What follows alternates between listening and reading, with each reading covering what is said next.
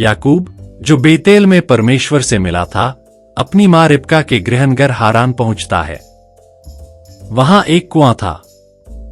इधर याकूब अपने मामा की बेटी राहेल से मिला और पहली नजर में उससे प्यार हो गया। याकूब ने अपने मामा लाबान को वह कहानी सुनाई कि वह यहां कैसे आया। फिर लाबान याकूब को समझाता है। वह उससे कहता है, तू सचमुच मेरा परिवार है।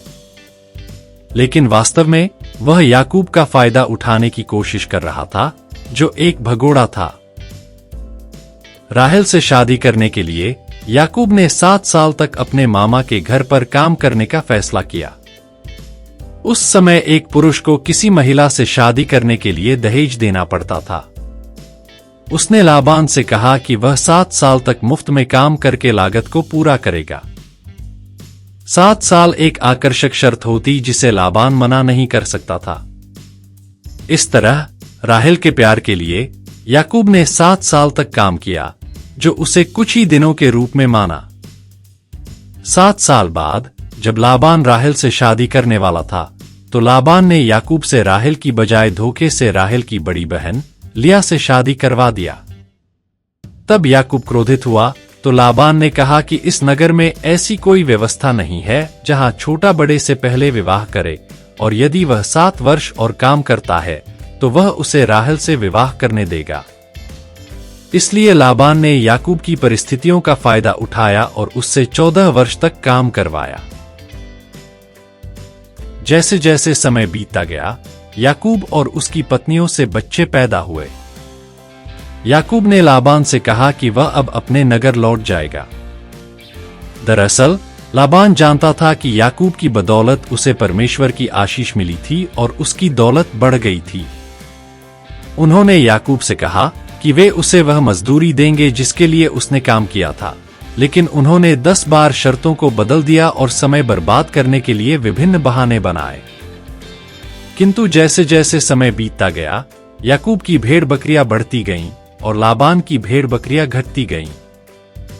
जब लाबान के पुत्रों ने याकूब की भेड़ बकरियों को बढ़ते देखा, तो वे यह कहकर क्रोधित हो गए कि उनके पिता की भेड़ बकरियों को याकूब उठा ले गया है।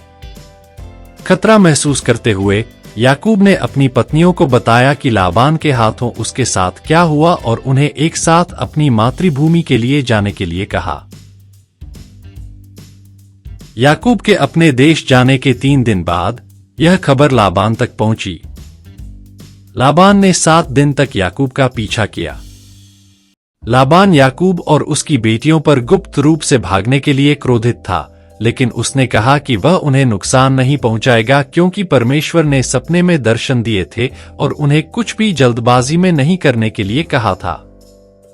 हालांकि उन्होंने याकूब और उसके परिवार के सामान के माध्यम से यह देखने के लिए खोज की कि क्या उन्होंने लाबान के मूर्तियों को उसके घर से लिया था या नहीं।